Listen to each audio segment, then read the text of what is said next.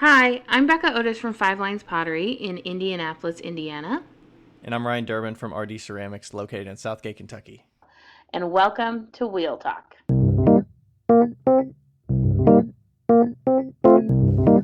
Hey guys, we've loved answering all of your questions so far. If you'd like to hear your question on the podcast, please send them to us on Instagram at Wheel Talk Podcast or by email to wheeltalkpodcast@gmail.com. Thanks. Pew, pew, pew, pew. We're live. We're live. Hi. Live. Hi, Ryan. Took a week off, Becca. Well, That's all right. yeah. We were ahead a little bit. We did two. Yeah. We did two in a week when we chatted with Liz, and that one just came out. I think people were enjoying that one, so. Yeah, and I was planning on coming last week, but one of my friends had a flat tire, so. Well, shit happens. Tires go flat. Yeah, shit happens. I gotta get a tire rotation. My thing's blinking at me right now. What are you gonna do? Yeah, it was funny because we were in the bar. Well, so there's a brewery that's opening up at my personal studio in the building, and it's very exciting. At the building? In the building, yeah. Seems like there's no space for people to just come stumble upon a brewery, but there's a retail front in the front. Oh, there is. And yeah, I didn't think there was much of a street.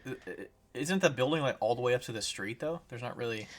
Yeah, but there's a parking lot across the street. Okay. So it's actually perfect, and they've done like such a great job. They did everything interior wise like by themselves, pretty much. I bet it looks cool. And it's kind of industrial, right? Yeah, it's industrial, and their colors are like pink, teal, and yellow. Perfect. It's like super retro. Nice. And so anyway, we're in there for their soft opening, and then my friend Hallie calls me and is like, "Where are you?" And I was like, "I'm at the studio." She's like, "Oh, great. I'm outside. I have a flat tire." Wait, was she just like inside with you? Like, how did she just happen to be at the studio? She was just there to return some keys, and she was just there to return some keys, and yeah, it was so funny because she was like, "I didn't know who I could call. I could call my ex. I could call, I don't know." And then I was like, "Becca." And I was like, "You are correct. I am the correct person to call. I do know how to change a tire, and I am better than your ex." So, I've actually never changed a tire before in my life.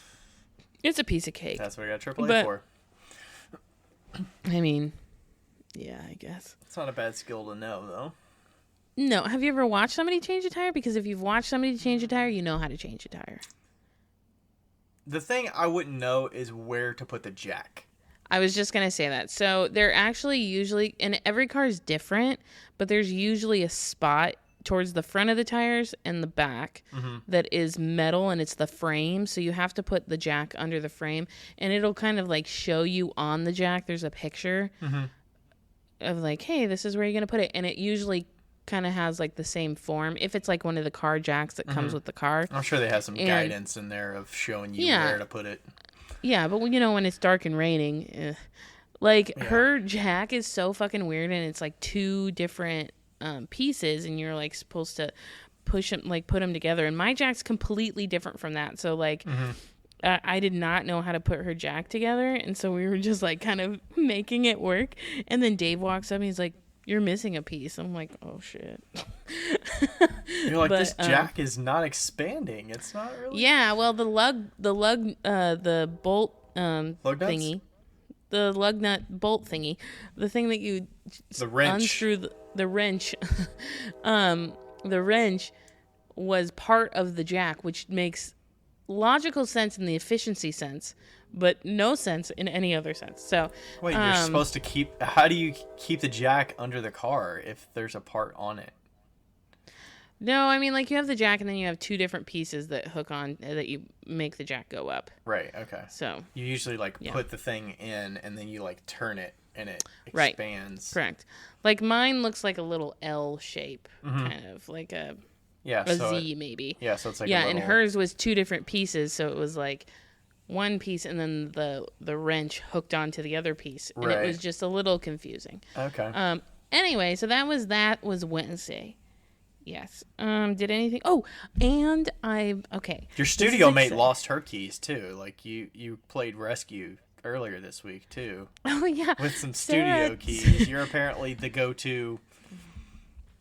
Well, Merritt was there, but she was call. like off doing something and she left her phone. And Sarah had walked outside and she realized that she forgot her keys inside and the door closed. And so then, like, after 30 minutes of trying to get Merritt's attention, unsuccessfully, and it was like 11 p.m., she texted me and she's like, "Are you up?" I'm at the studio. And I was like, "Oh, let me guess, you locked yourself out." And because that's like my fear. Right? I've always locked out of your studio at 11 o'clock at night. Or any time, really. Yeah. and so I'm like 10 minutes away, maybe. And I went over there and I was like, dude, don't feel bad. One time I made my mom drive 30 minutes to unlock my car. Like, I am a pro at getting locked out of things. One time I was on my roof and my ladder fell down.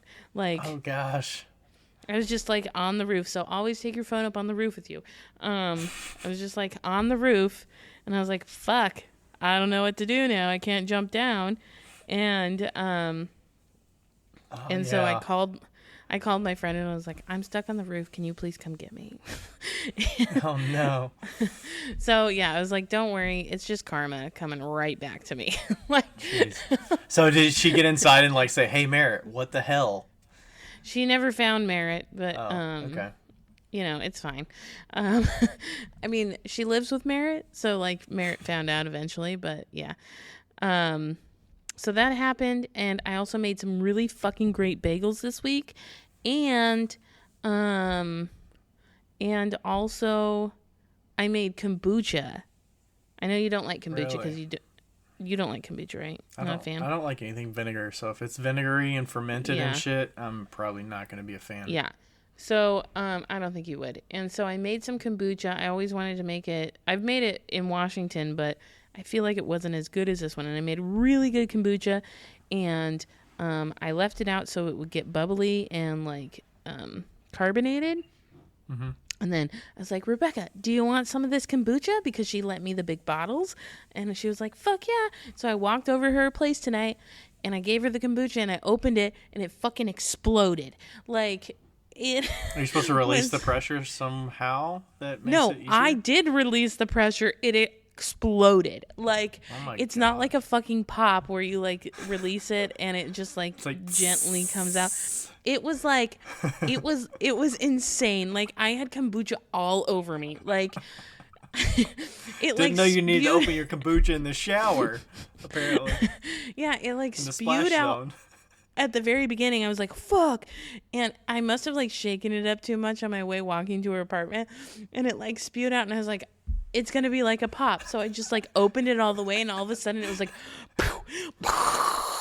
like a fucking champagne bottle. Yes, it was terrible. And so that was my experience. Now my t-shirt smells like kombucha, but it was very good. I put frozen berries, I mixed it up with a little kombucha. I like put it in the blender and then I put it and some ginger, and then I put it back into the kombucha and let it sit for a day, and then I strained it out with a strainer. So there's no like berry parts, like seeds and stuff. I feel like it's one of those things where you like nobody really likes the taste of it. You're kind of drinking it for the gut health and the benefits that. I disagree. This was fucking delicious. Like, I would drink it on purpose. There's enough sweetener or whatever to overpower the. There's no sweetener, but it did taste really good. It tasted like berries and stuff. I do think that it's an acquired taste though. Okay. So it's kind of like red wine. Like it takes a little bit. Like at the beginning, you're like, this is fucking disgusting. Sounds and like then beer. Towards the end, it's acquired taste. Yeah. It just takes some time to kind of get used to it, I guess. Have you ever had kimchi? Anyway. Isn't that kind of fermented and stuff too? Yeah, kimchi is fermented cabbage. Yeah. I think I had some of that on like a taco when we were at that food hall in Indianapolis a couple weekends ago. Yeah. It wasn't bad because it was mixed with the pork and stuff, but. Yeah. I am not a fan of kimchi, but I would like to try it again just because I've become more fond of vinegary stuff. But I haven't in the past been a fan of kimchi or sauerkraut. But sauerkraut there's a very valid reason for that. And the reason is because I had the room above the kitchen when I was growing up, and my dad used to cook sauerkraut, and all the fumes would go up to my kitchen. And nobody in my family except for my father liked sauerkraut. And then finally my mom was like, you have to fucking cook that on the barbecue. You cannot cook sauerkraut in the house. Yeah. And so she my kicked him outside. My grandparents made that. My grandma made it as a kid. I didn't eat it. It was the day of the week. We had like very structured meals every single day of the week. And the one day was, I think Tuesday or Wednesday was sauerkraut day with, I don't remember the meat, but it was some kind of sausage or something like that. And I would always eat like bologna and crackers or something like that. That's like super simple. Because I'm not going to eat that. I'm not going to eat that. I love it. My friend Teresa, this week we were at Culver, and I'm like, it's not that I don't like all the stuff on a burger. I actually do. But I prefer my burger with ketchup and pickle on it. And it was so funny. I was like, can I have a burger with ketchup and pickle? And she was like, of course you can. And then her daughter, who's 6, was like, can I have the same thing Becca's having? And she turns around and she's like, no, you can't be picky like that until you're an adult. Until you can pay for it yourself. Yeah. She's like, you're not allowed to be picky like that. And I was like, oh, shit. Like, no cheese or anything, influence. Huh? Oh, no, I put cheese on it. Oh, okay. I thought the burgers at Culver's were a little overrated, honestly. It wasn't as good as I thought it was going to be. Yeah, it wasn't as good as I thought it was going to be either. I had Steak and Shake for the first time, and I really like their burgers. Yeah, they're good. It's kind of like a diner kind of burger, right? Yeah, it's still a steak burger, it's kind of like a Culver style burger where it's like, it's flat and it's a wide patty that's yeah, but it's not like ground thin. meat. It's like shredded meat almost. It's like a weird texture, Yeah, and there's a bunch of holes in it because they're like not very compact. Yeah, it's but weird. But they pile them on, so there's like 3 slices of meat, and it's like the size of a double cheeseburger or something. Yeah, I don't think they have Steak and Shakes in Washington. I'm not sure. I think they have Shake Shacks in Washington. Never had that. I've heard it's good. I think I've had the fries. They're okay, I guess. Yeah. I finally actually went in and ate Chick-fil-A a couple weeks ago on the way to Indy. I've never willingly went to Chick-fil-A. Okay. And it was good. Yeah. We only went because we had little cards that from the Cyclones game, the hockey. Yeah. It was like a buy a family 4-pack and get 4 free. It's like free chicken sandwich or nuggets or something else. But it was good. You thought it was overrated, right? I wish there was a little bit of lettuce, but it's pretty good. Do you like pickles? I forget. Are you a pickle fan? No. Okay. Vinegar. Come on. See, I love pickles. You could literally put 25 pickles on a Chick-fil-A sandwich, and I would be content. Like if the pickles were the same thickness as the chicken. So you want like a pickle sandwich? Yeah. Pickle sandwich with a little sliver of chicken. Like shred that chicken and just top it just a little bit. Like it's so funny because like. Do people eat pickle sandwiches? I'm sure there's probably somebody out there just eating a pickle sandwich. You know what? Merritt grew up eating pickle and peanut butter sandwiches, and my gosh, we all tried it at work one time, and they're not bad. They're not like they could be worse. It seems like the sweeter peanut buttery. I want to say sweet peanut butter, but peanut butter is kind of like sweet. Jif. Yeah, sweet and salty kind of. Yeah, it wasn't bad. I'd eat it again. And so like she just grew up eating peanut butter pickle sandwiches, and but yeah, I don't know, I just love pickles. And when Wendy's changed their Wendy's at some point, I used to get Wendy's burgers all the time. Like that's the fast food I grew up on because my mom refused to go to McDonald's, and they changed their pickles when I was in college, and I was like, fuck you guys, I'm not eating your pickles. Like, fuck you. I've heard of them like changing fries. I didn't know they changed pickles. It was a subtle change, but I felt like it was a very Something's different here. impactful change. They changed their pickle supplier.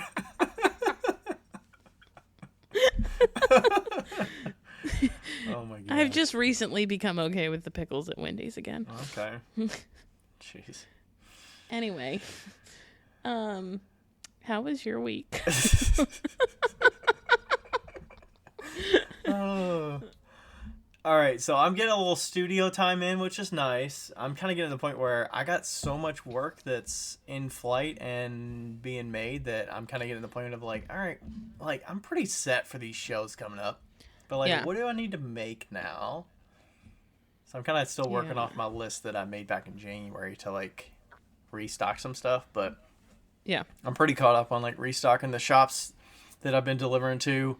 And then just in general, like this week, work has been a shift because I officially told my coworkers and boss that I'm like applied for a new role on the team that I kind of work part-time for already. Mm-hmm. So I'll be changing roles at some point in the coming few weeks. Is it like an automatic win for you? Kind of like if you apply, you get it?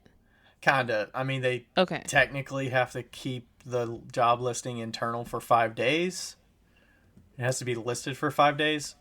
But, I mean, it's very tailored to me. So the chances of having somebody to apply for that role. Oh, so they made it for you. It was made for me, yeah.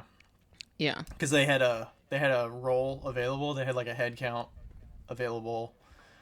It's usually really hard to be able to have a spot open, like a newly added spot to a team in like corporate, you know, of like, hey, we actually need a resource to help out with us. Like they have to go through a lot of approvals to get that done. So somebody on that team is actually, they were going to leave the company, but they're moving to a different role. It's kind of a promotion for them. And then I'm moving kind of laterally, but also I get a little bump in promotion. And I'm just going to be overall like way happier with the types of stuff I'm doing day to day. Oh yay! What's your job title gonna be?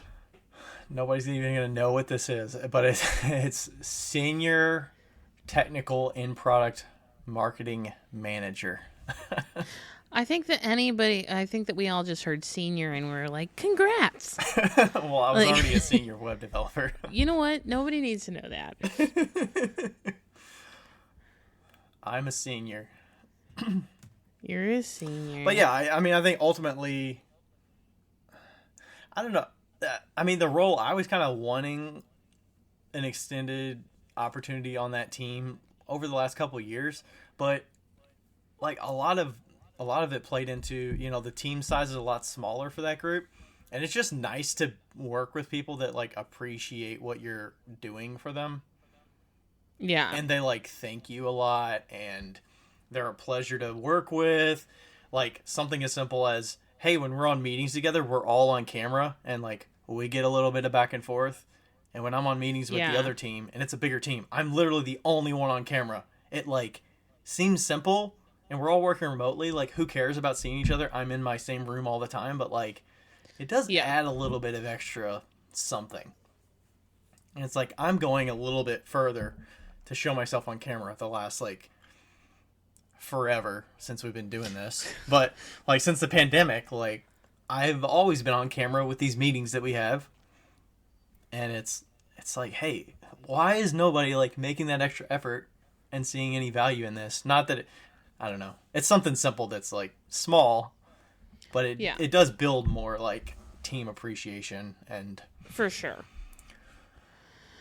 Well, that is very exciting. I'm super happy for you. So this week is kind of weird because it's like you tell people and then they're like, oh, well, we got to like backfill your position. So I got to like write job description of what my role is and, you know, figure out who I need to like knowledge transfer a bunch of things that I kind of own today and like teach them in a short period of time and still like get work done. And it's just kind of weird.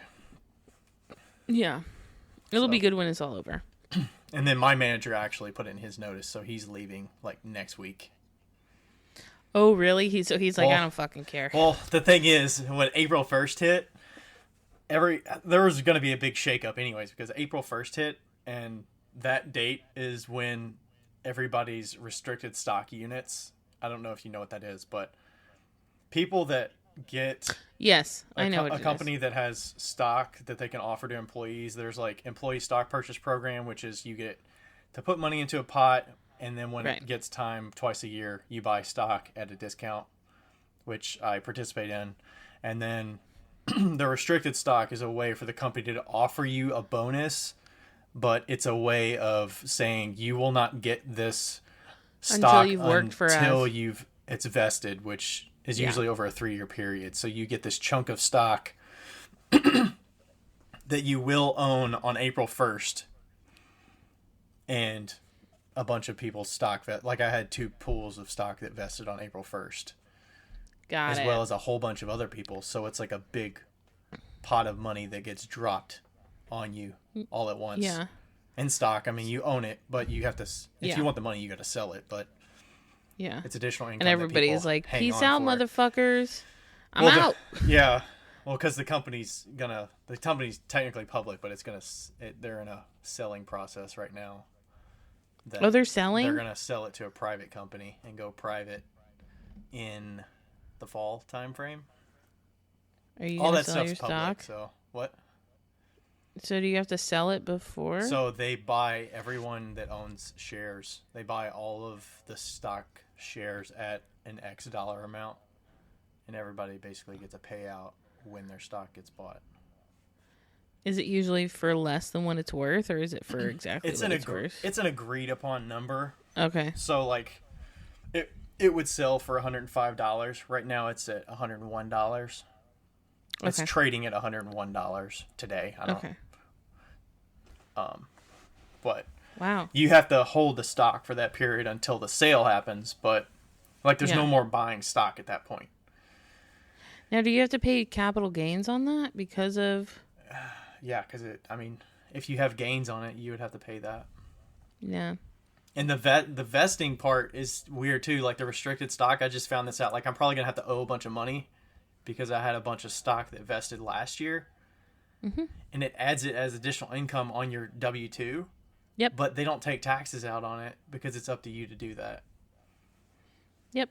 So I'm gonna have to. Stocks are tricky, man. I owed so much money just from capital gains and stuff, just because of like pulling money out and trading. Because every time you trade a stock, you get that money and then you buy back in. So your capital gains on that stock are X amount, and then Yeah, I'm usually a you know. hold for long term, at least a year, and then I'll sell. I never sell anything short, pretty much ever. But right. But even if like some of the stocks I've had for like 5 years, you still yeah, You you still still have to pay the gain if you had a pay gain. the gains on it, and like a lot of that stuff, what I sold Tesla, and then ended up loaning it to Bridget, and I'll get interest from Bridget, but the capital gains from me taking it out of Tesla, which I shouldn't have taken out until now, because now Tesla Should have stuck it out, Becca. I know.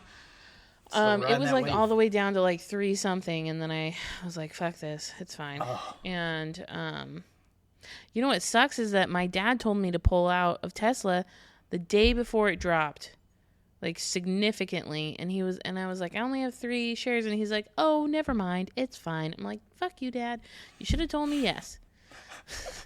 No, he's like, I mean, But fact that's that the he whole knew thing. that It's at all- gambling. Like you're taking chances. Like nobody really knows. He knows, Ryan. I don't know, my dad's some superhero.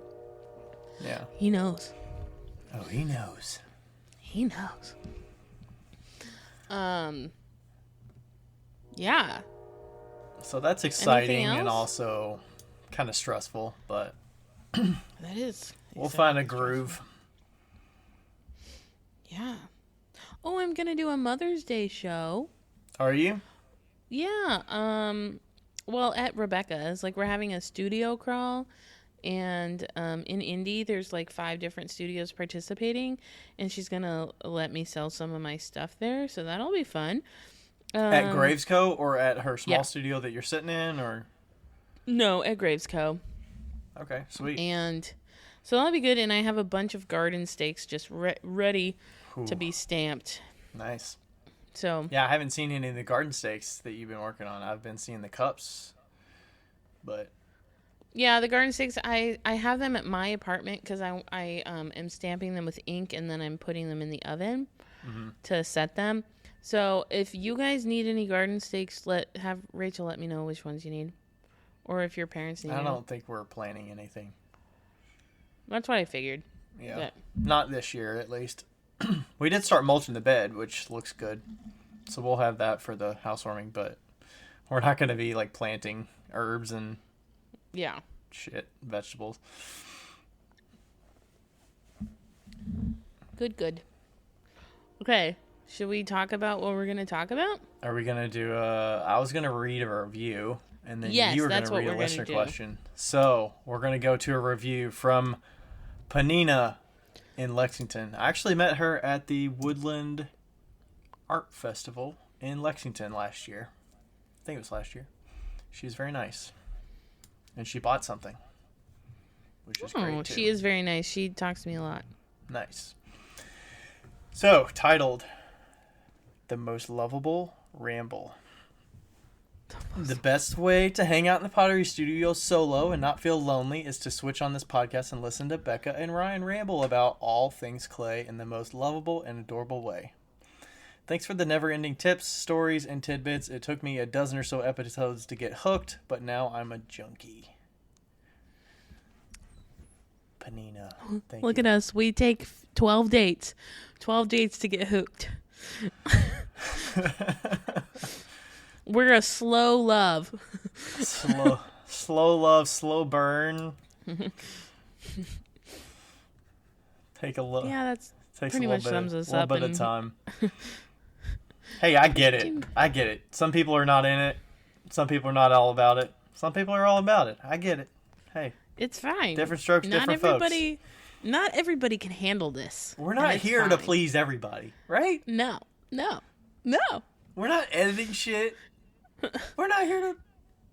And we even, piece together or the I best of even us. hold back a lot. So you guys aren't even getting the full. The full Becca. The full Becca. Oh man, some of these videos that you're doing recently, where you're just like, I'm like, Becca must just be like starting this thing with no intention of what she's gonna say, and it's fucking great. I'm like, what's she gonna talk about this time? No caption. You're just like balls or something, and I'm like, what's she gonna talk about here? So, I will say, Kurt has been talking a little bit about the whole Reels situation. And did you ever get an invite for Reels? No, I'm waiting on it. Still no. I don't know what's going on. Yeah, those bitches. And so I got an invite for Reels. I think it was because of TikTok. You know. You think they know that your TikTok is doing well and it's associated? Yeah, I get a lot. You think Instagram's knows that kind of stuff? I don't know, but I get a lot of comments and messages on my Instagram about my TikTok. Like, I just got, like, we talked this week, like, Lab Bible asked me to sign a contract thingy saying that they could use my videos. They still, source me. But anyway... and I'm like, what the fuck videos are you going to use? Like, they're all really shitty. But yeah, I don't know. Like, so I've been doing the Reels thing, and here's what I figured out so far. From what I can tell is it's really easy to get like to $200 on the Reels bonus. For a whole month? Yeah. Like the first like $200 is super quick to get to. Like none of my videos have hit more than 10,000 views, and I'm at $240 right now. And but what's really hard is after $200. Like after $200, they're like, oh, it's a cent per 1,000 views or whatever. It's like, so but which is fine for me because my rent at the studio is $300. So if I can hit about $250 I'm fine. Like if Instagram is giving me $250 for putting up videos that I care nothing about, I'm fine. So like that's why I haven't really been I'm like not You're trying not even to hustling grind. for it. You're just like, okay, I can do this. Yeah, it's like, okay, if I put out a video once a day or like once every other day, I'll hit my $250 quota that I want to hit. So that's why I've just been like putting the fucking camera like up next to a thingy on my wheel. It's probably like shaking around. And I'm just like, hey guys. Are you narrating over it normally? Yeah, I do Okay. it silent and then. I like Yeah. that. That's a great feature. Like back when I was recording videos and I was doing demos and I had to talk through, like it's way easier to just narrate at this point. And I love it. Yeah, like today's video has hit like 2,317. I've been around 2,000. That big bowl, the sink that I had is almost at 10. Nice. You know. Yeah. And me like totally dissing on Gif and Grip is almost at 10. So, yeah, I mean, most of my feed now is Reels. It's hard not to. Yeah, and I'm still trying to add in like.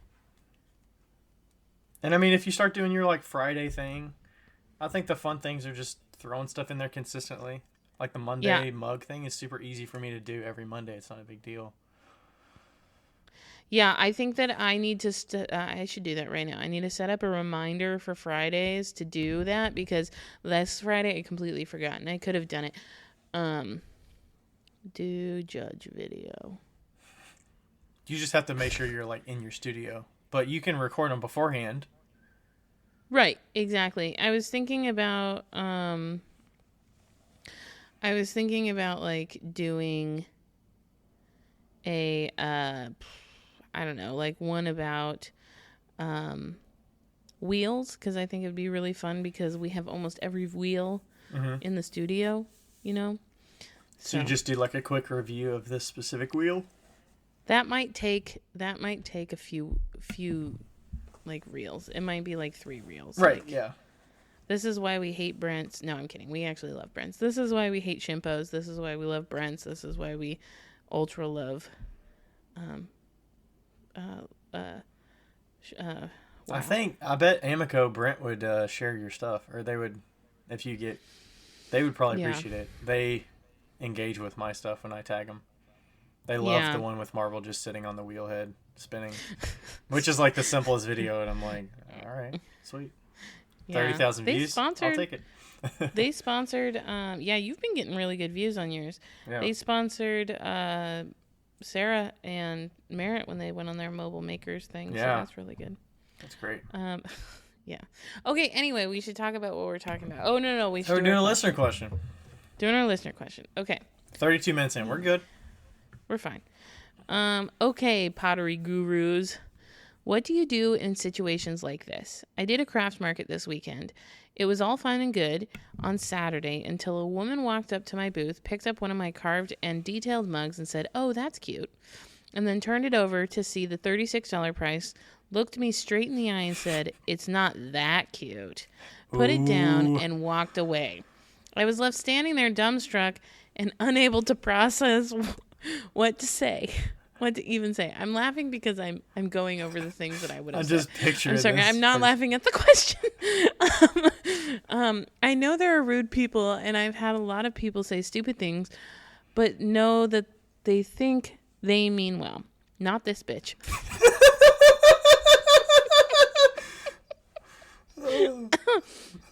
Not this bitch. It was so pointed and just mean. I know my worth. I don't have any doubts about my prices. I have lots of happy customers that return often, but man, did she get under my skin. What would you do? What would you have said to her?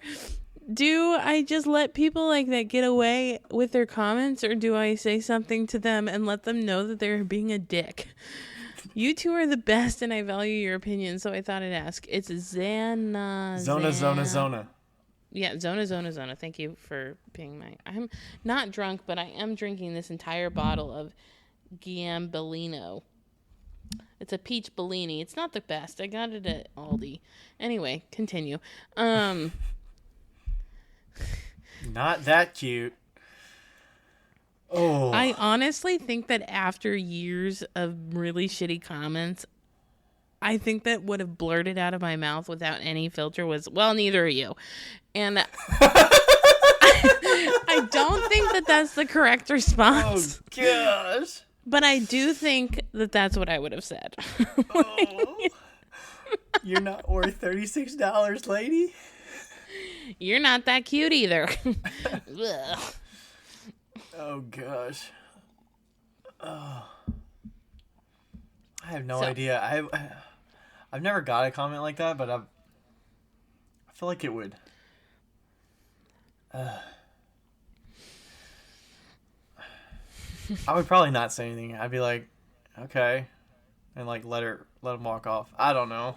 I don't know that I wouldn't directly say anything to him. I'd be like, all right, sorry to hear that.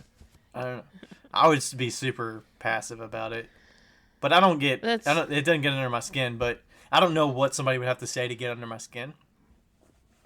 Because like I'm very much, my stuff's not for everybody, and I'm not here to please everybody. So there's got to be people that don't like it. Whether they tell me they don't like it or not is up to them. But right, that's very directed and like, hey, that's unnecessary. You didn't have to say that.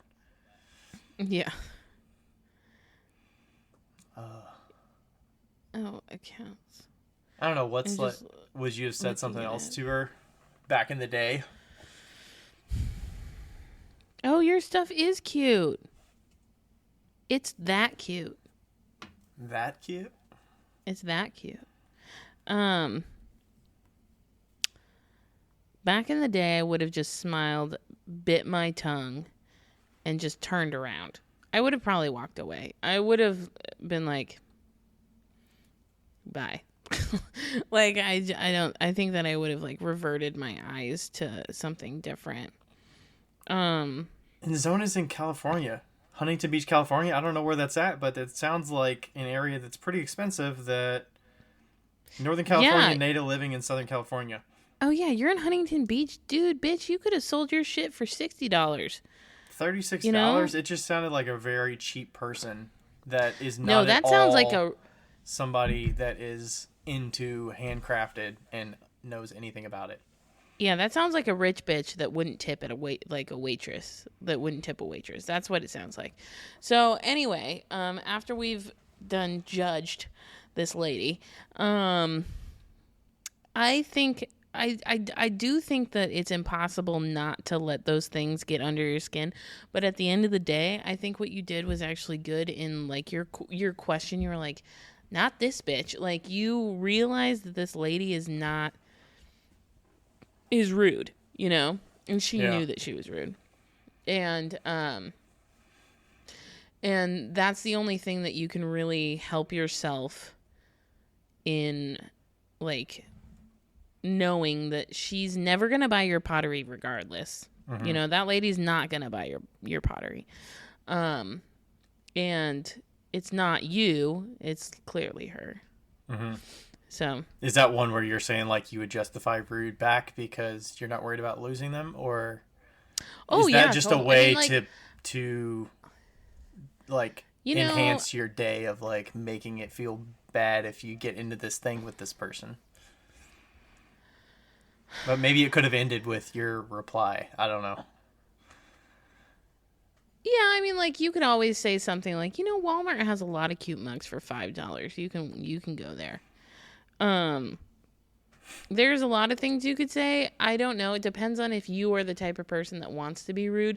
Sometimes, like, when you're, like, rude to somebody that's rude back to you, you, like, think about it for the rest of the day, and you're like, ugh, I can't believe I said that. I shouldn't have said that, blah, blah, blah, blah, blah, like, overthinking it. And if it's more comfortable for you just not to say anything, that's fine. I don't know. I mean, it's definitely a personal opinion, but I don't think that you should take it personally because clearly you were having a good day and there's always bitches. There's always going to be bitches. Let's just... Always bitches. Bitches be bitches. Bitches be bitches. I mean, there's definitely people that, like, don't understand the handmade part of it, that they are going to be shopping at these shows that you go to.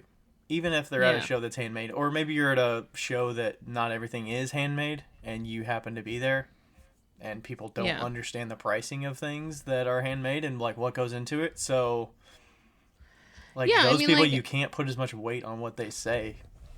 Right. I mean, I've told you this story. I don't know if I've ever said it on the podcast. I think I have.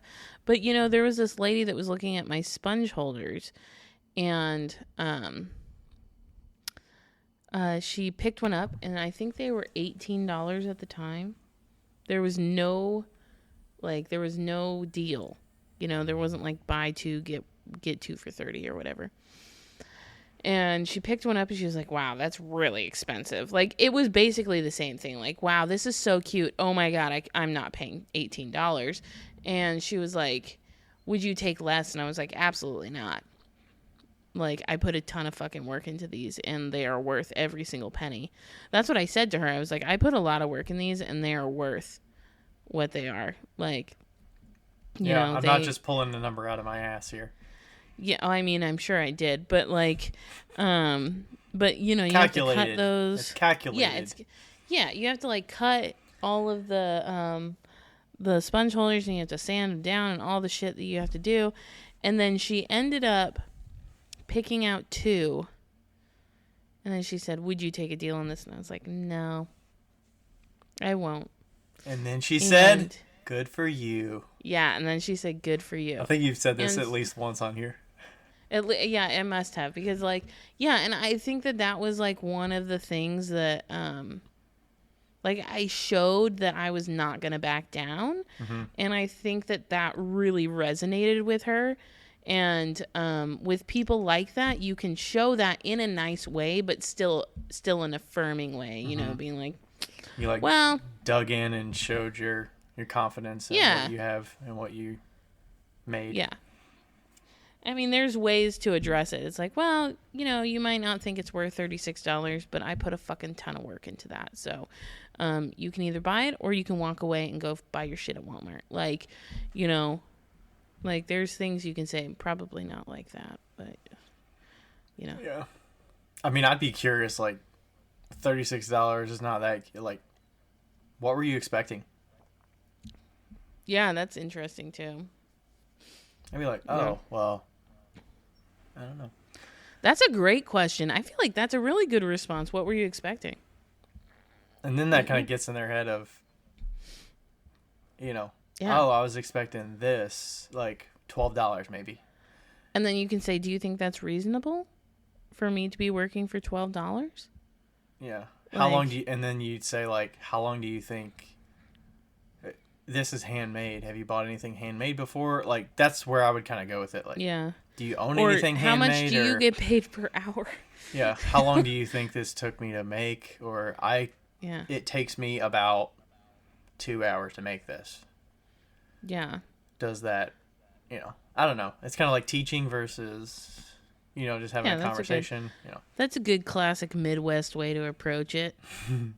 Did you see Heidi's stories about Midwest niceness today? Yes, I did. I replied to one of them and said that a lot of times if I'm in a group or working as part of a committee or something, I'll say we a lot. We could do this, and that's not necessarily saying we should do this, or instead of saying I think we should do this, it's like we could do this. I'm not saying I'm not going to do it, but somebody else can do it if they're willing to. I'm just putting it out there. If it resonates with somebody, it could be something that we could do. And I say we a lot. And I do that just in general. Like on my stories, I don't say I. Let's see what I did today. Let's see what we did today. You as a viewer are involved here. Oh, it's so true. I feel like it's less talking about me, I. If I just say we. Yeah. Just say we. I say we a lot too. It's a lot softer of a blow. Because otherwise I would have to say, I think we should. And then it's like, yeah. Who are you to say we should? I'm like, we could do this. We could. It's an option. Has anybody thought about that, or does anybody have any feedback? Okay, we should talk about, that was not really an answer to the question, but I also feel like you needed to vent that question, so I approve. The world needed to hear that question. What is our topic for the day? I came up with our topic for the day, so I should probably say what it is. I was talking to a fellow Potter today about business, and I saw an article recently, I want to say it was on Bloomberg.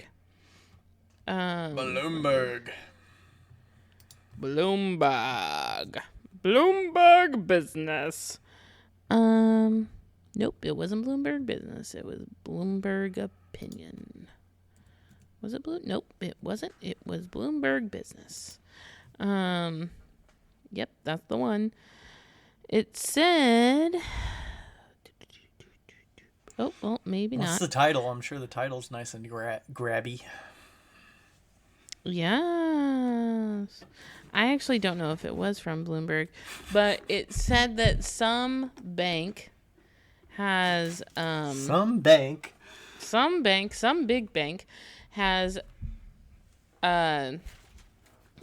predicted that in 2023 we're going to have the next major recession. Obviously it won't be from the housing bubble because supposedly they'd fix that. But I'm sure it's more than just some bank that's saying this. It was a big bank, and I can't remember which big bank it was. Well, I'm sure there's plenty of others saying, oh yeah, we're there's plenty due of for banks. a recession. We are due for a recession. It has been 14 years since we've had a recession, and it is pretty much on Forgive me, Father, for I have sinned. It's been 14 years since my last recession.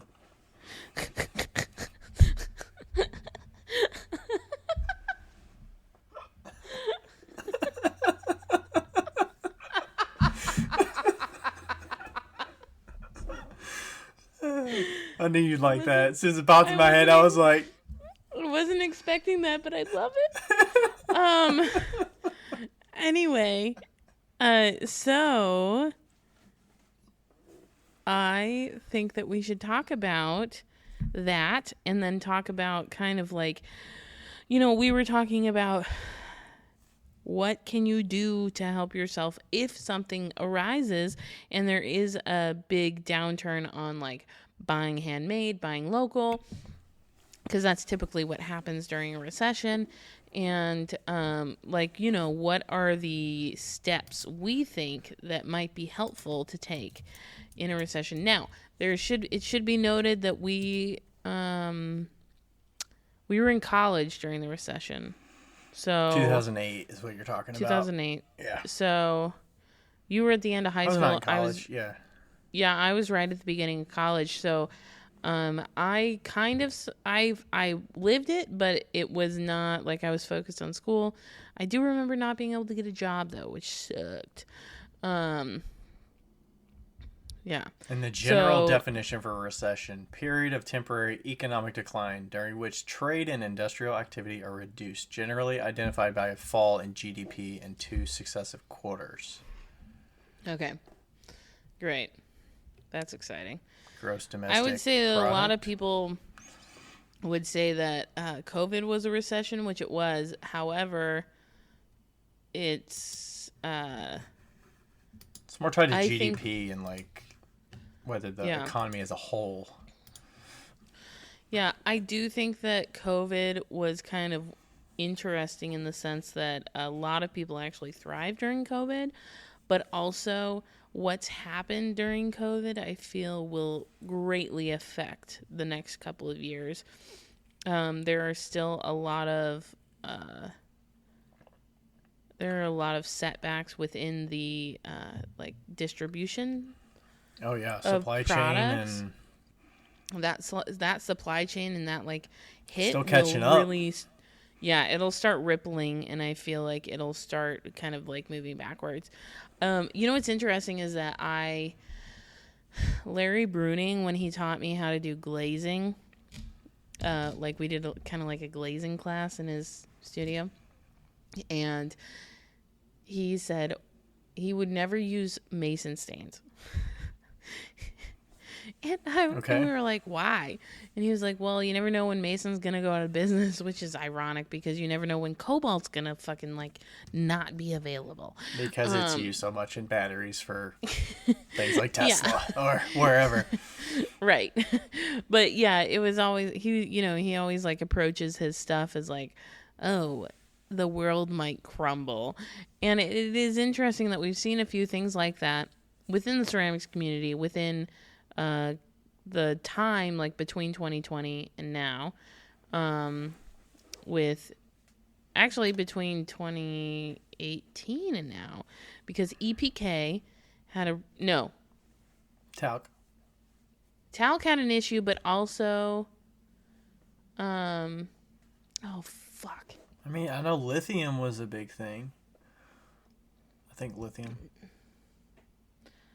No. What's the white one in my white? I don't remember. Not a feldspar? No, it wasn't a feldspar. That's a clay. It started with a Z. Zircopax. Zircopax had an issue back in like 2018, 2017, 18, somewhere in there. And nobody told anybody. It's like yo, these mods are being bought. Like, nobody told anybody. I had like a bad clay. I know a few people that had really bad glaze recipes, but like nobody, they had to figure it out on their own. You know, it became like Zircopax Plus. They like, and so they just like couldn't get it.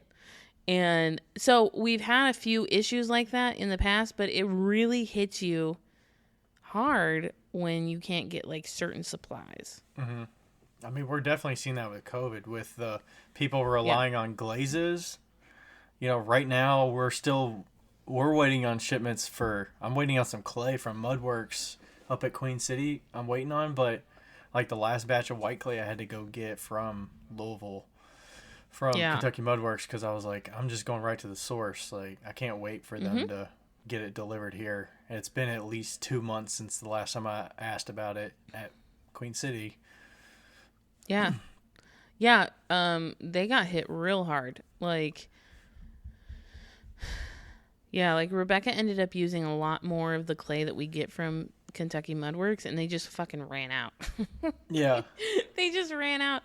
And so we kind of like had to like really watch December and January, because they like weren't going to make any more until a certain time. But yeah, I think that that's like something we should talk about. So we should talk about supply chain issues and money.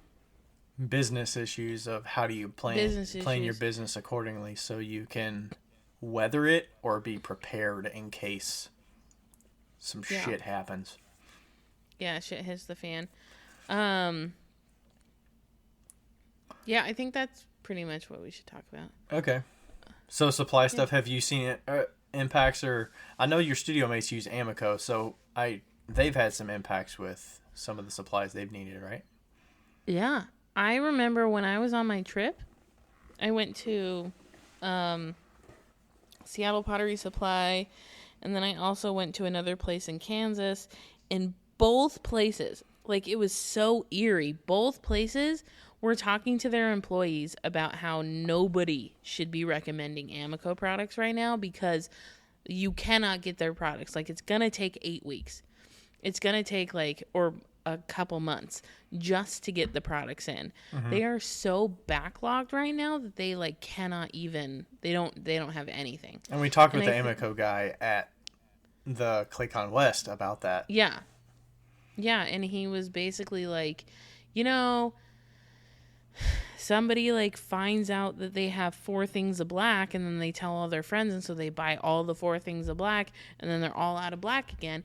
And so now, they're stocking up because they've been out before, so it's getting back to kind of the toilet paper situation where it's like, there are 4 things on the shelf.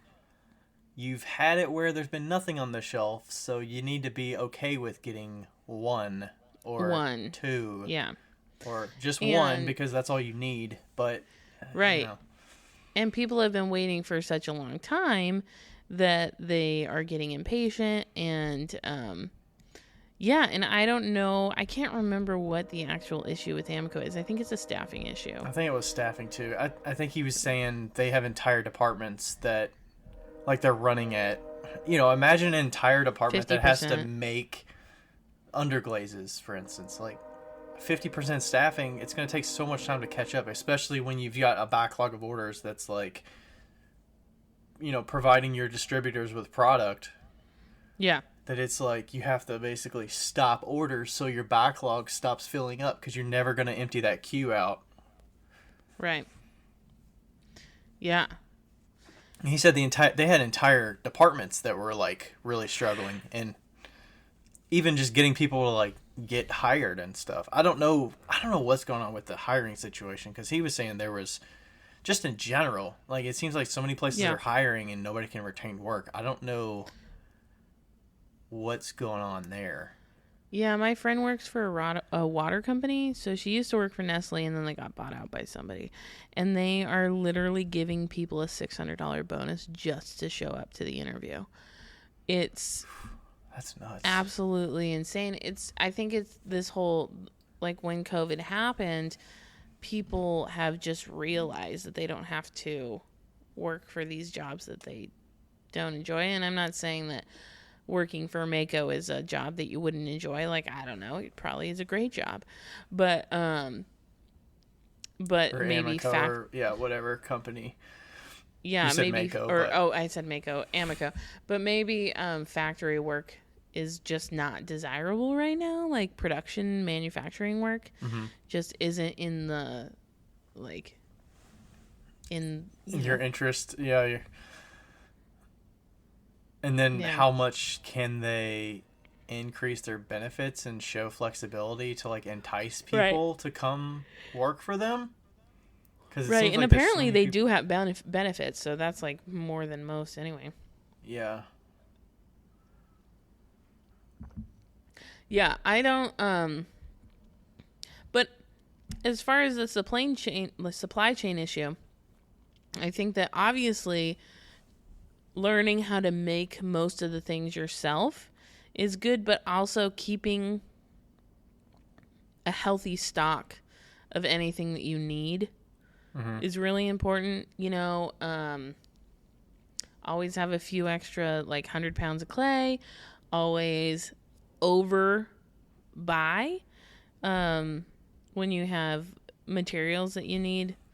Obviously, like tin and cobalt is hard to do that. But as we're getting back to, like, barely partially filling shelves, I mean, that's kind of going back into, leave enough for other people. But you're saying, like, overbuy, but also it's hard to overbuy. But I think that once everything gets back to normal, if it gets back to normal, just taking advantage of what you can get. At this point, I feel like, yes, it sucks that Amico or any company is having an issue with supply, but we have to do what we have to do to get what we need, Yeah. Is that at the same time sacrificing some of your process so that you're not as reliant on certain things? Yeah, that could be it too. Like a new line of work, or a simplified line of work that's not... Yeah. Only using a certain glaze, like one glaze as opposed to 12. Yeah. or something like that. I couldn't imagine if your entire palette's, like, based on pints of Amico, like the Potter's Choice. Like, if you relied on that and there's nothing available, like, that's all you know. So a lot of people are like, how do I go about mixing my own glaze? No, totally. That's super scary. It's super scary, but I do think that that's kind of the reality of what we're getting into right now.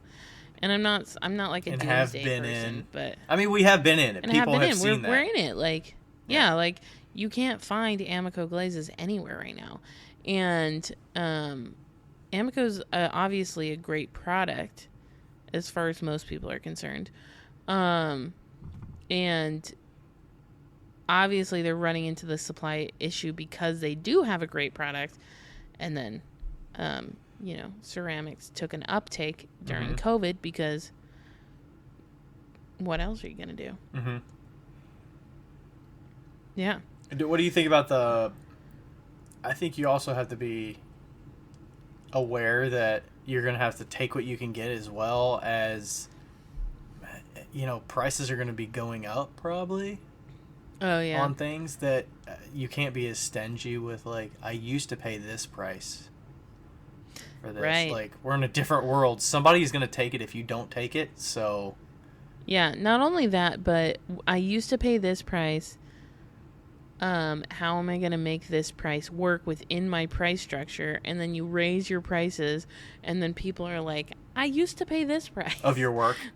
Yeah. Yeah. Like, I used to pay this price, so it directly relates to the way you're selling your pieces. Mm-hmm. And, I mean, I saw a post out there that was like, if you're not raising your prices by X%, then you are losing money. You're taking a pay cut. Yeah. If you're not raising your prices by, I want to say it was like 6 or 8% or something like that. Right. If you're not raising your prices this year by that much, you're losing money, or you're taking a pay cut because things are more expensive with inflation right now. Yeah. That you can't expect that I'm going to take that cut for my customer's sake. So what happens when you raise your prices and then, let's say, something happens within the economy and people are like, well, not spending money anymore. Yeah. Like, what then? Like, what happens then? Like, how do you stick to your guns and just find the rich people in this world? Or I think I would figure out ways to make items that are in closer to the price range that people are willing to spend. That's what I would do.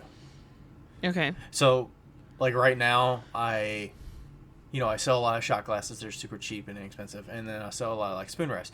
If I were to go down that route, and there's definitely opportunity if I wanted to sell those, like if you wanted to sell a bunch of pinch pots, you could sell the hell out of those on like Etsy or something like that. So like that would be my next avenue of like, do I really want to get into making like hundreds of these a month?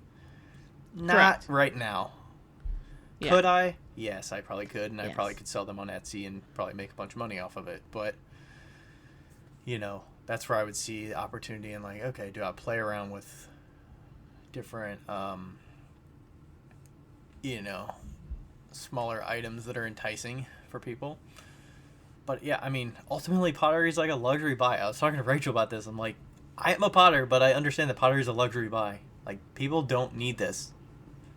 Right. So like, does our like, I don't know what the word is. Market? Like, market? Are they affected by like influx of the economy? I mean, if you just think about it logically, if the cost of your gas goes up to get places, and the cost of gas goes up, okay. That's going to affect how much it costs you to get around in your vehicle. People have to drive places. Nowadays, you definitely have to drive places. You're not staying home as much as you were 2 years ago. Right. And then I'm sure people have noticed their energy bill for their house, their utilities are going up because gas is higher. So it costs more to run the factories and run the vehicles to get things around to different businesses. Like, that's why food prices are going up too. So like, gas going up affects everything. Yeah. Transportation costs for all the products that you expected to get on the shelves is going to cost more. So like, what are you going to pay for? Are you going to pay for your gas and your utilities and how you get to and from work? Or are you going to like spend money on food and stuff like that? Versus, do you have extra money to spend on nice things like a mug? Right. So that's where it's like discretionary spending money that's extra versus like essentials. So I think that's more the realistic thing that's going to come down the pipeline if we get to that. I mean, we're already seeing it with like inflation and stuff. Things are going up in price. Yeah. I don't know. Sometimes I feel like the people that buy pottery, like, for some reason, they will always buy pottery. You know, like, I think a lot of it's probably people that want to support other people. They want to support individuals. They want to support their local economy. I think there's a section of people that do it for that reason. yeah. And then they get that little rush when they buy something for themselves or to gift to somebody else, or depends on why they're buying it, right? Yeah. So true. I had a question that like was in my brain. Shit.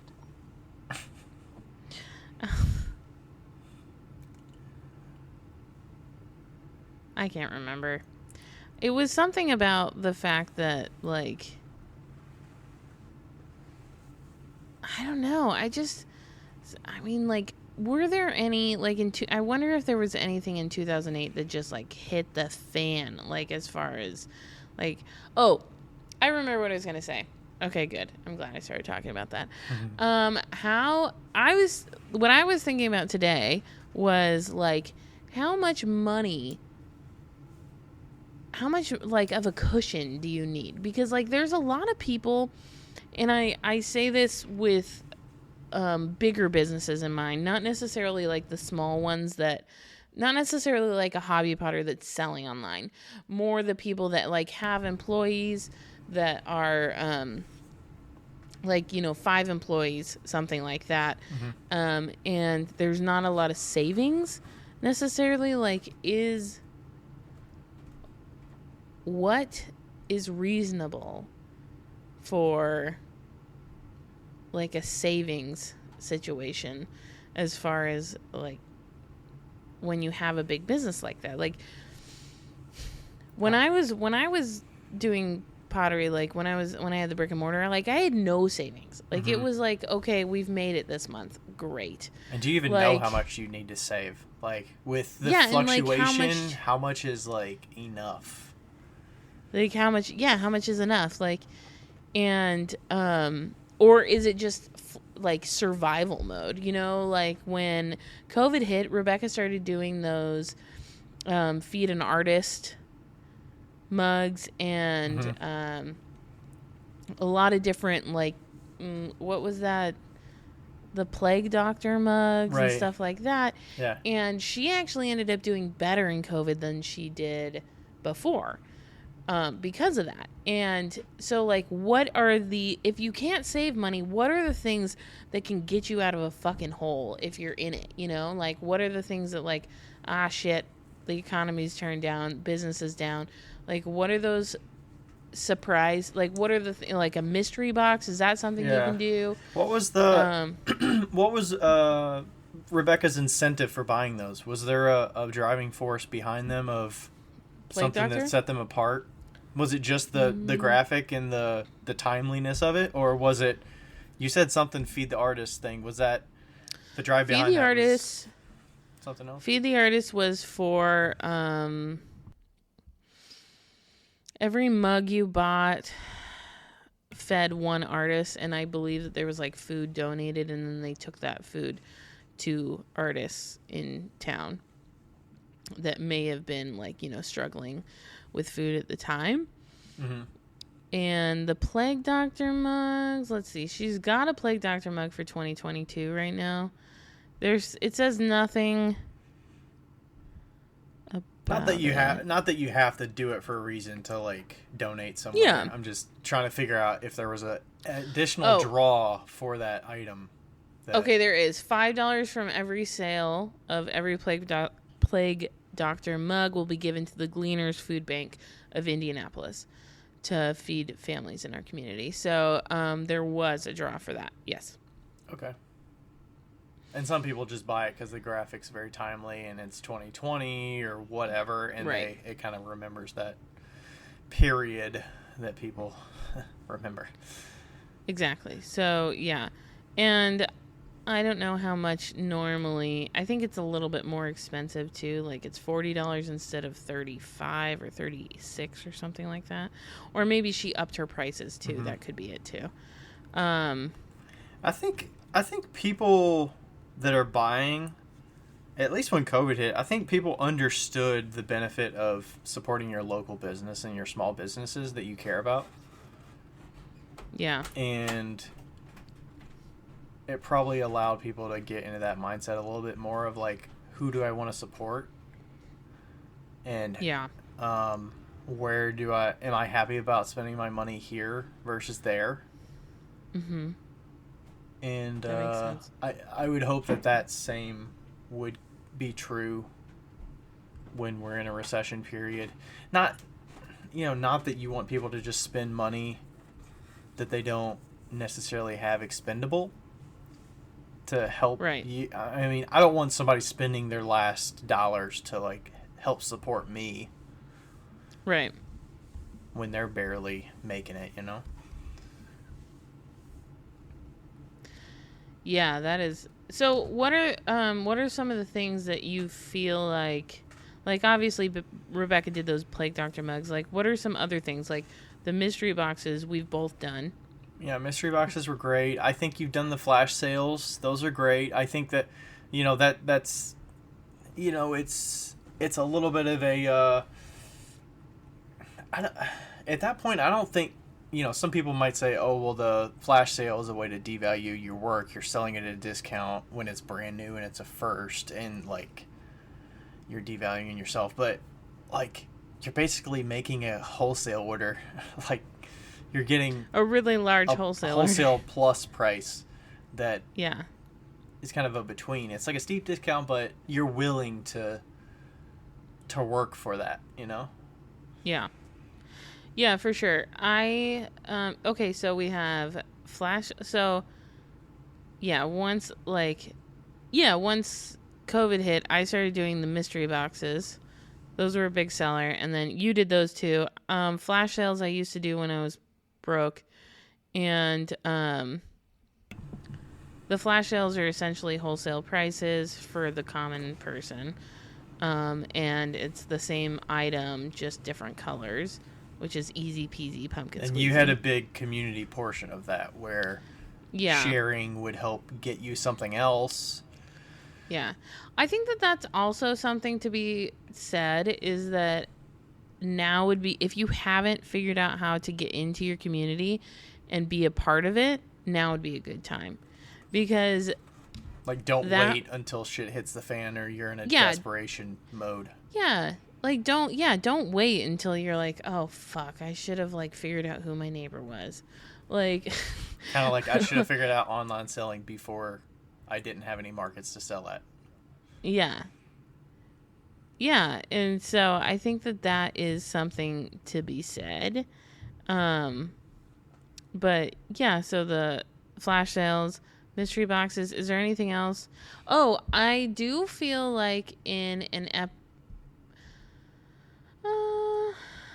I mean, there's something else that I leaned on a little bit, but that people were looking for was like experiences and teaching. That's what I was having thinking. outings and things that people could spend their money on. They're happy to spend their money on because they want an experience that kind of either gets them out of their day to day or teaches them something new that they've been wanting to try because they have the time now.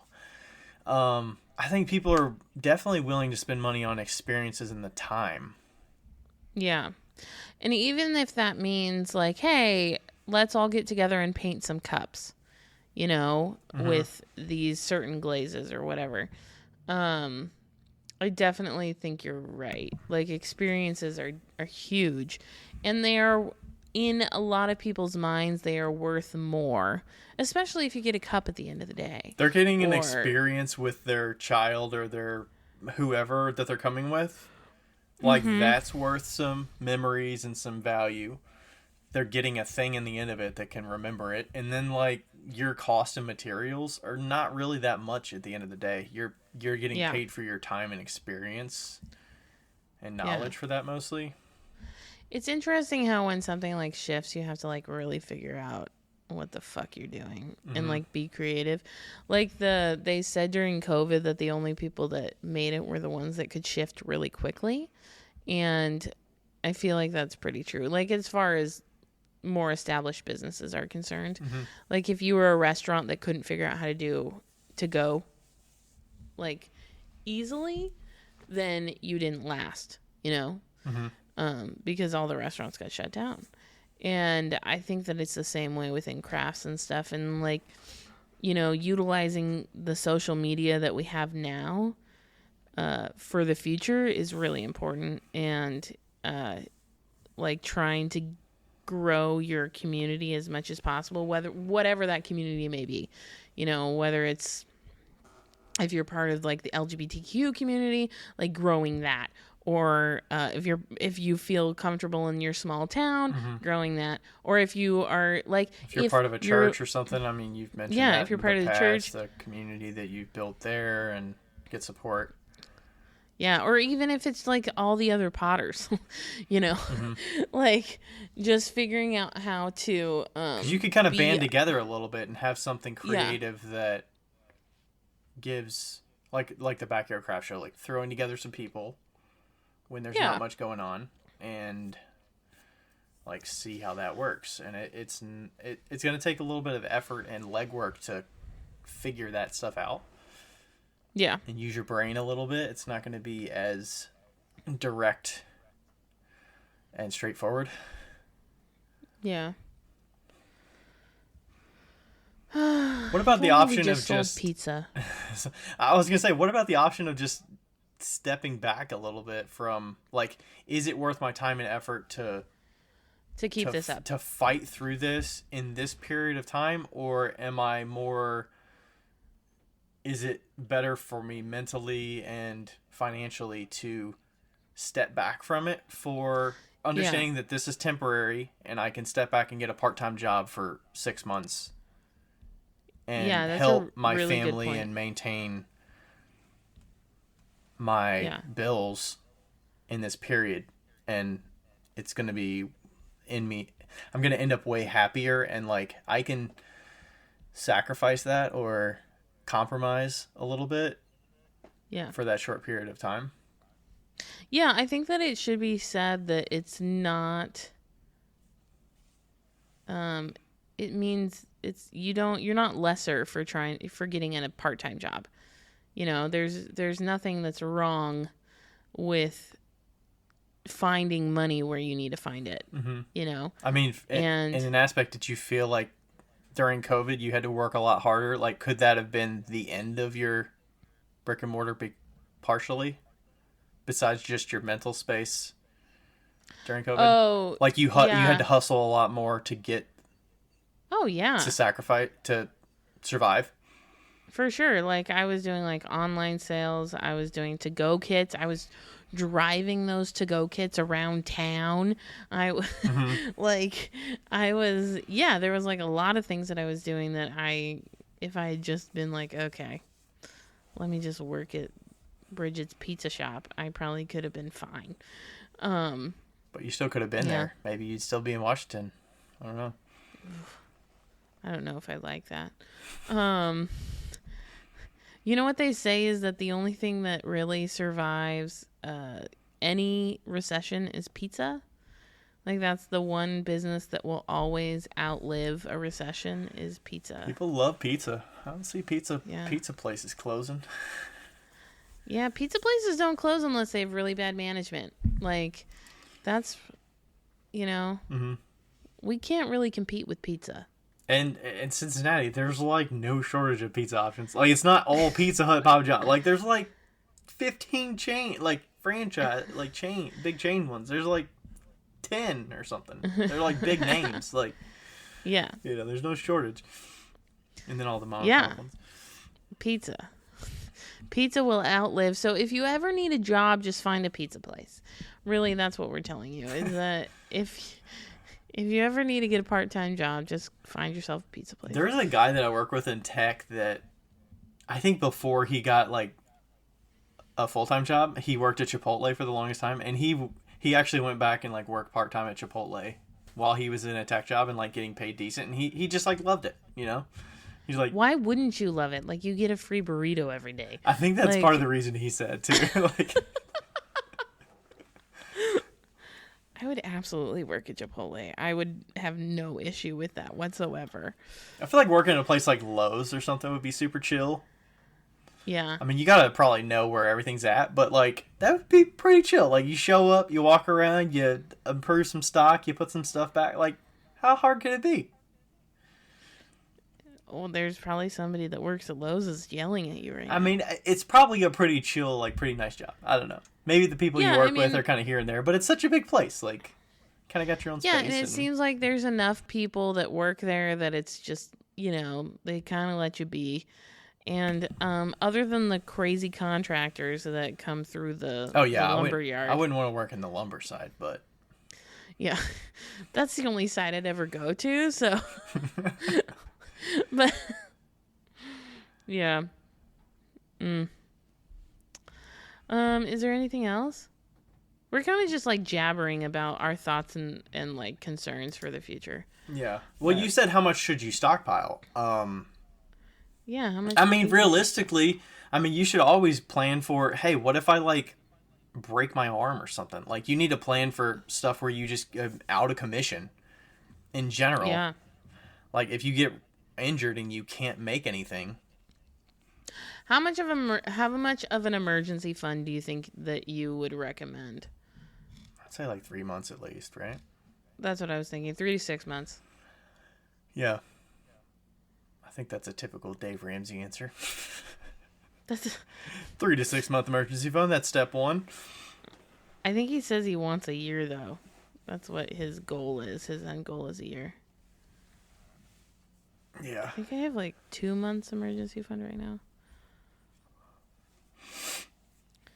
But well, is that not touching your savings, or you're talking about period? No, I have a specific emergency fund. Right, okay. Yeah. Yeah. And that's meant to be for emergencies. That's like, hey, my transmission went out, or yeah, like, hey, I need to get 4 new tires. Yeah. Like, yeah. And then you replenish that fund. Like, it's not like a slow replenish. It's like, hey, we need to get that back to where it needs to be, and then we're in the clear. Yeah, exactly. Like, I use Digit, so it just takes it out of my account just randomly. So, yeah. Yeah, and then I'm just trying to think of, like, the people that are, like, paycheck, and you're, like, when savings not even an option, you know? Yeah. And you're like, I can't buy extra clay. Like, I can't go from spending $400 in clay to spending $800 in clay because I'm just going to get more of it. Right. Because that's going to last me forever. Yeah, because what's better? A little bit of money or some clay? Obviously, money's better than clay. Obviously. Yeah, you can't have half of your stock in clay that's like, okay, that's like 3 months of my studio rent right there. Yeah. No, I get that because I'm technically paycheck to paycheck right now. And, I mean, I do have savings, but I just don't consider those anything. It's just paycheck to pay. Like right now, I transferred my money for half of the month into Fidelity because that's my bank right now that I'm using as my, like, regular bank. Because I don't know the debit situation in my other bank, so I just don't use that. And Fidelity, like, gives you the money back if you use any ATM. So anyway, whenever I transfer money from Coastal Community Bank to Fidelity, it takes like 10 days. Oh my gosh. And it is... Are they sending it by carrier pigeon? Like, what the hell? Apparently it's fucking in the ether somewhere. Like, I transferred the money like last week and it's still not in my bank account. So I'm just like sitting there with $60 in my bank account that I can actually spend and $1,000 like that it says it has. Oh my gosh. Quote unquote. And so, like, yeah, I mean, it's really tough to, and like, that's my money for the month, right? And I've spent the money for the last month because I follow a zero, zero budget, whatever that means. Like, where you end at zero. Yeah. You know? Even. I don't know. Cancel it out. Yeah. Something. Yeah. And so, yeah, so there's just like $800 just floating around up in the world somewhere, just between Coastal Community and Fidelity. Jeez. It's Yes. It is literally painful. But what is good, I guess, is that I don't spend any money within those 10 days. So there's that. But I don't know what my point to that was. But we're talking paycheck to paycheck. Oh yeah, paycheck to paycheck. Yeah, so like I don't have any other money, so what am I gonna do with that? And even when I think about if I want to spend some extra money somewhere, I have to find that somewhere, you know. And but I will say, I think that, I mean, a lot of people don't deal with cash. I do, and so I kind of like just put the extra cash in a little jar, and I always try to have like $500 cash just somewhere. And so I would say that if you are operating with cash at least at shows, it is good to just take some of that cash and just throw it in your closet. You know, just like put it somewhere with like just throw it in your closet. Just throw it in your closet. Like put it in an envelope and just tuck it behind some shirts that you've never worn. So you can discover it and be like, wow, I forgot I had this. I forgot I had $500. Yeah, but in situations where you are working paycheck to paycheck, if you are at a show like that, it's easy to like take that cash and spend it on, you know, fast food or whatever, because you're like, oh, it's cash. Is cash the best way to save when you're paycheck paycheck? If you're selling stuff, I think so. Yeah, I think so. If you're like selling stuff where you get cash, like if you don't ever have to work with cash, like if you direct deposit or whatever, I don't think that cash is the best way to save. But when you do like receive cash like from a show or whatever, yeah, I think that that's a great way, like out of sight, out of mind. Just put it somewhere safe, under the mattress, in the back of the closet, somewhere like that you're not really going to think about it. And that way, if shit hits the fan, you can be like, okay, I remember I put something somewhere. I planned for this a little bit, yeah. I planned for this, you know, and I mean, obviously we're not financial advisors. But that's how I've found to be successful in my savings. Yeah, I'm a little not worried, but I'm wondering what impact the inflation and gas prices and stuff are going to have on shows this year.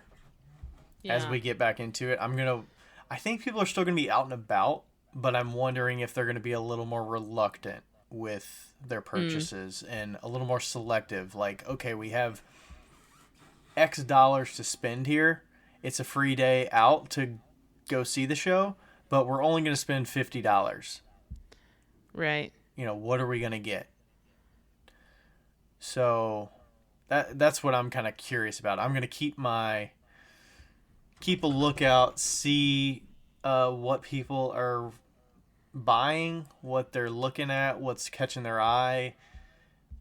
If prices, you know, if they're more likely to pick up things for certain prices and entice that, like, I'm going to be a lot more observant this year to see what's going on. Yeah.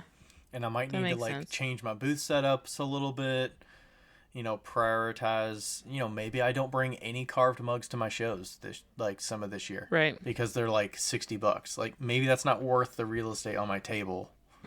Yeah. To bring that. But definitely. I think that my like fancy cups would never really sell at a show. That's not a tested theory, that's just a theory.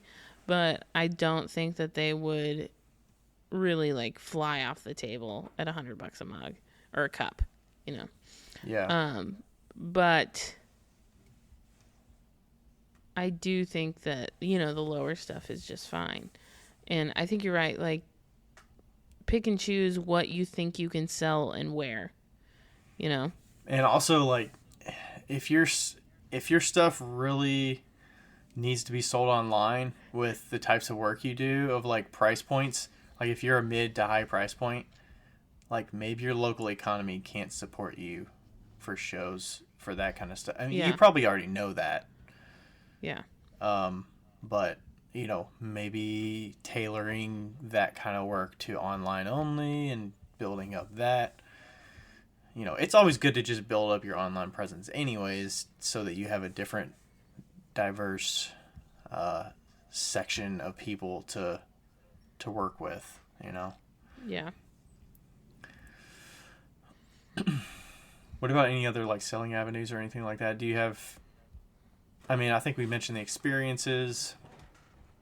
Are there certain types of selling that you would ramp up more, like wholesale, consignment?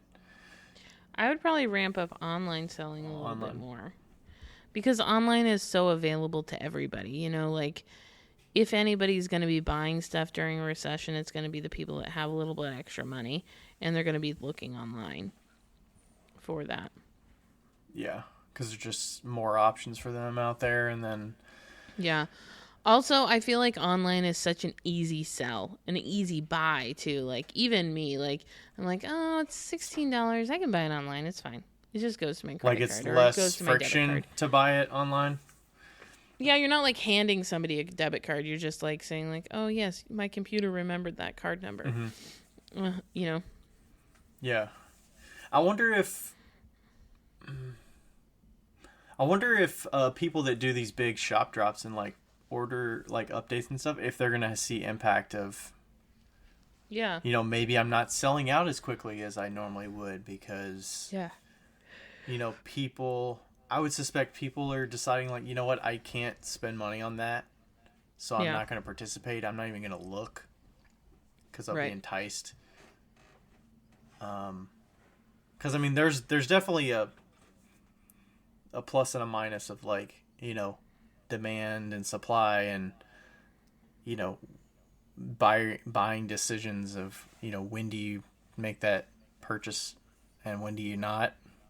Yeah. And like, if there's not as many people out there buying, your stuff could sit a little bit. But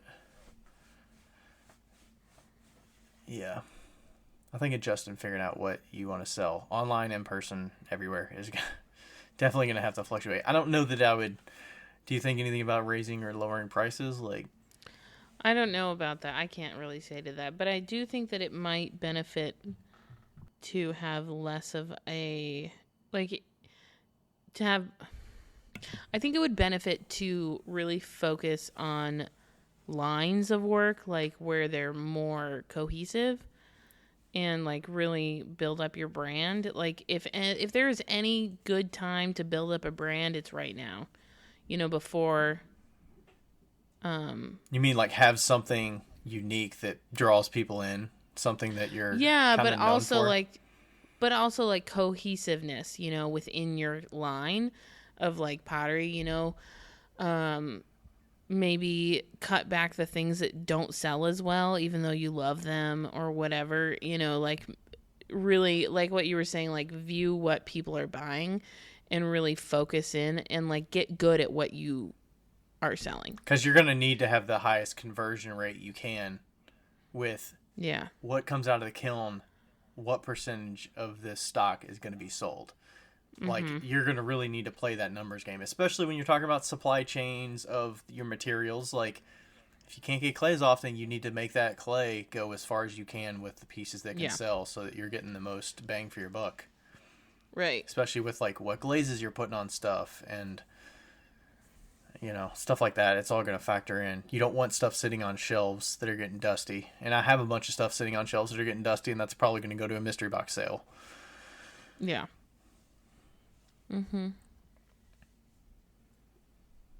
Yeah. I'm done. You're done. You're like, I'm at capacity. I'm at capacity for what we can talk about tonight. About this particular subject. All right. Yeah. Anything else? Not from you. No, I think that it's, Yeah, I'm always a planner, so like getting stuff ahead of the game and like stocking up bisqueware and stocking up pots is like just my sweet spot. Like, I'm always planning that way. But that definitely opens you up for, you've spent time making something that's not going to sell because buyers are just not there for it. Yeah. Right now. But I think having the having the options there of like, okay, I can see this thing is doing well. Let's double down on that, or let's put a little more effort and time into that. You know. So. Yeah. Alrighty. Any tangents or anything we want to hit on? Did you watch the recent F1 episodes?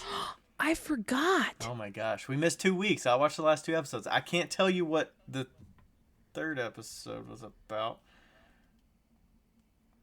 But the last episode I watched was about Haas with the driver. Oh, Haas. Okay, I'll watch it like tonight and tomorrow. Okay. Wait, you didn't watch any of them? I completely watched forgot. episode 3 or 4. Okay. No. I'm sorry. Oh, 3 was kind of just Meh. a little more on the Max Lewis rivalry. Oh, okay.